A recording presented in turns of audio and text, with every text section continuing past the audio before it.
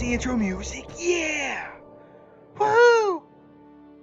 Ahead of the curve, it is a new meta, 28 days for sourcing officers. Now, how good is it? Well, that's going to really be up to you. You decide on whether it's valuable. To be honest, I think mainly it comes down to two big points. Is it worth the time investment for completing the needed tasks? You'll need to complete 60% of the daily and or weekly task in totality. But beyond all that, what about the rewards themselves? Now, for those that don't know how this format works, we'll cover that here in the basics and give you the details you need to plan this out if you so choose.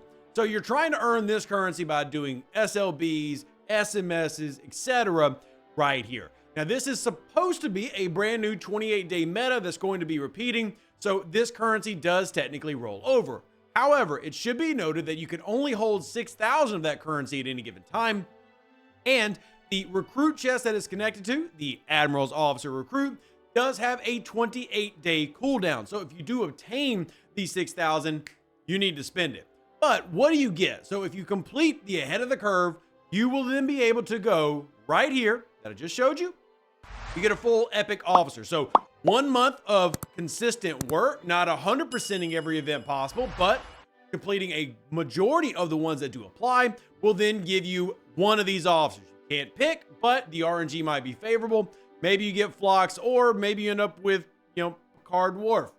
Who knows? And these officers are planned to rotate. In fact, Live Ops has already talked about how the upcoming quarter here for 2025, potentially seeing, not guaranteed, potentially seeing things like Gwen DeMarco added, which is an officer that many people, myself included, really like and really enjoy. So let's talk numbers. So to complete this, again, you need to complete a lot of events. How many of those events? Well, we made you a handy dandy chart, and this is actually a handy dandy calculator. Now, I do want to give a big shout out to those who've been working for the past few weeks to get this all put together. Tarpitude, Quasel, and Jules Verne in particular. I want to give shout outs to who've helped put all this into a readable, digestible format and eventually get made into a calculator that you yourself can use. So what are we looking at here?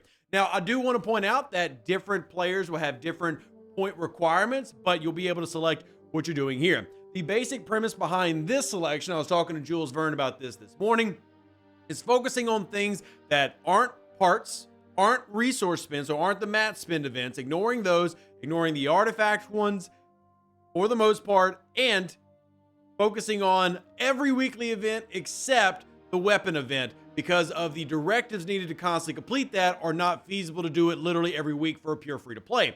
However, this is a map right here, an example of a map that is pure free-to-play that every free-to-play should be able to do based on pulls and going after certain things. So what does that actually look like? Well, how about I show you the actual calculator itself. So let's go into the map and the tracking of these events with a handy dandy spreadsheet. Now, you can find this in my Discord. I will also gladly, pin it down in the comment section down below so you can grab it there. But if you have questions, need help with that, easiest place is Discord, Facebook, or Twitter. You can reach out to me, we'll help you out. So right behind me, you're going to see all the events. Again, this is, big shout out to those who worded these into a readable format. But every day you're going to see the new rotation. For those that didn't keep up with it, in December, we saw these 6 and 12-hour events that we were used to get flipped, as well as new weekly events added into what already exists.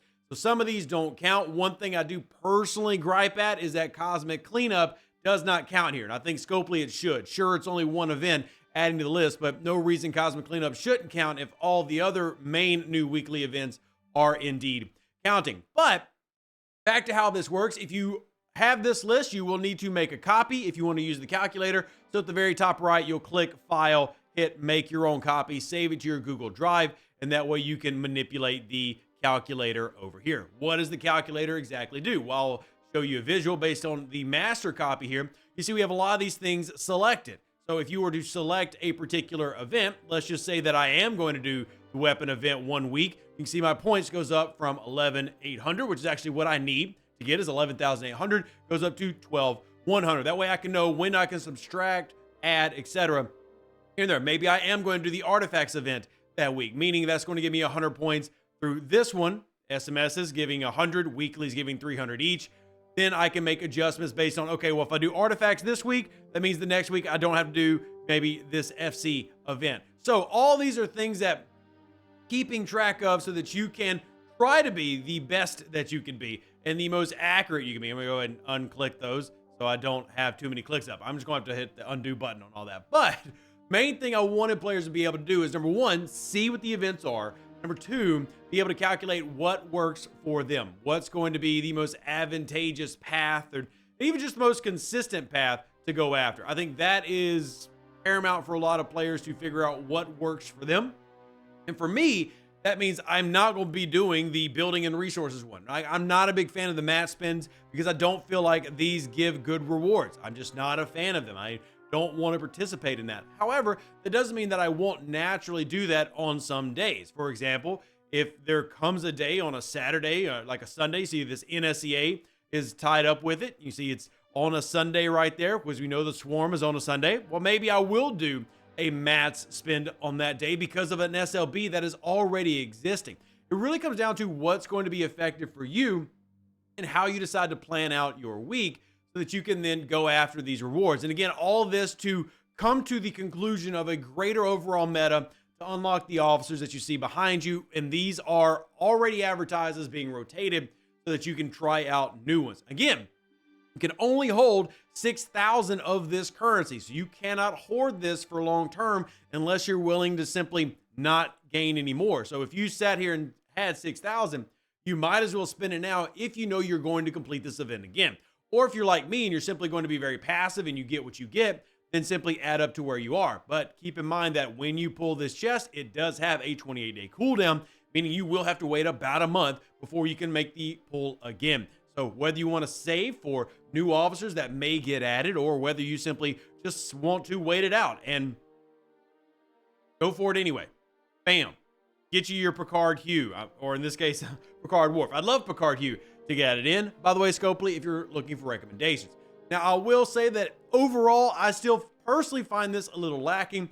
My reasons are, we talked about this in our content creator chats. There are things that have a overall reaching meta, like an overflow event. But I think this is a better structure. Why?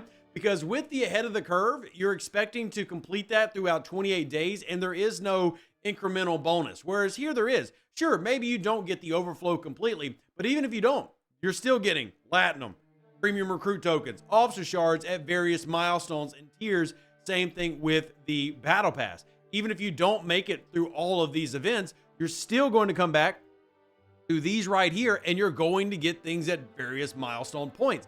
And that's not how ahead of the curve works. It's literally complete it to get an officer that you don't even get to pick. Yes, you're getting a full pull, and that does have value. So I don't want to sound ungrateful. I actually do really like the ahead of the curve giving a full pull of an officer. And if you agree or disagree, I want to know why in the comment section down below for all Star Trek Fleet Command players. However, with this map in mind, understanding the structure, I think it needs to be edited. I personally think that there needs to be less required completion tasks. Even though you do not, as you can see on this map, you do not need to 100% this.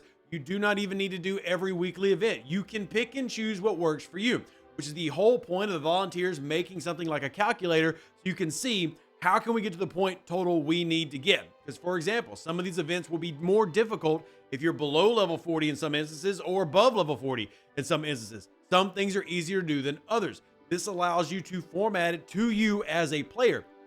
But at the same time, with this not being something that has a reward system throughout the process, I think it needs to be made easier. I think that you should be able to maybe only need to do 30-40% of the events, meaning it's more accessible to the average player, or the reverse of that is provide some type of milestone payout at each rung. So if you're going after the ahead of the curve, in this example here, you're getting the tickets, but add something else to it. Maybe you're getting Latinum at each run. Maybe you're getting Ultra Recruits at each milestone. Add something to incentivize it more than just the get the 6,000, make the pull, that's it. Those are my thoughts, and I'm very curious to see what you think down below. And I will argue that this is good as a design. I like the idea, but I think it needs refinement to really apply to more players. For those that don't remember, went over the numbers. Less than 7% of all players in the game completed ahead of the curve last month. So in December 2024, about 5.8% above level 40 completed it, and only about 1% of players below level 40 completed this. Now, That doesn't mean that people weren't participating. Well over 150,000 players participated and scored. I think it was more than that. Actually, I have to check with STFC statistics. I'm just rattling these off at the top of my head. We could put them in there. If you want those numbers, I will give them to you. Reach out to me. But I do think that it needs more adjustment. I do love the overall thought and design. Let me know what you think, and hopefully you enjoy the calculator. Live long and plunder. Stay safe with their Space Cowboys. Deuces, that's me. Catch you on the next Star Trek Fleet Command video. I'm Rev, and I'm out. Hopefully helps you today. An even better outro than the intro. For the Empire and glory to your house.